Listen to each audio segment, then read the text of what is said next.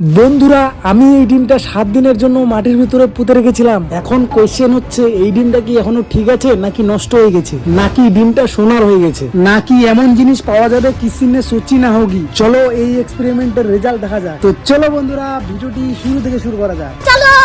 তো আমি লাট সাহেবের মতো বাড়িতে বসে বসে ভিডিও দেখছিলাম। ভিডিও দেখতে দেখতে হঠাৎ করে মনে পড়ে, আমি তো 7 দিন আগে মাটির ভিতরে ডিম পুঁতে রেখেছিলাম, আর আজকে হচ্ছে সেই ডিমটাকে বের করার পালা। তারপর বেশি দেরি না করে কোদাল নিয়ে ক্রিসের থেকেও বেশি স্পিডে চলে যাই আমাদের শাক বাগানে। আর এই হচ্ছে সেই জায়গাটা যেখানে আমি 7 দিন আগে ডিম পুঁতে রেখেছিলাম। আর মনে রাখার জন্য এই ঝান্ডাটাকে ডিমের পাশে রেখেছিলাম। তো এখন সময় হচ্ছে এই ডিমটাকে বের করার পালা। তো আমি এই জায়গাটাকে গর্ত করে ডিমটাকে বের করে নিলাম। কিন্তু বন্ধুরা, এর রং তো একটু হলুদ হয়ে গেছে। কিন্তু এই ডিমটা কি ভিতর থেকে ঠিক আছে নাকি নষ্ট হয়ে গেছে? তো চলো বন্ধুরা, এই ডিমটাকে এখন ফাটিয়ে দেখা যাক। এ কি, এ তো ভিতর থেকেও ঠিক আছে। এখন এই ডিমটা অমলেট বানিয়ে আমার বউকে খাওয়াবো।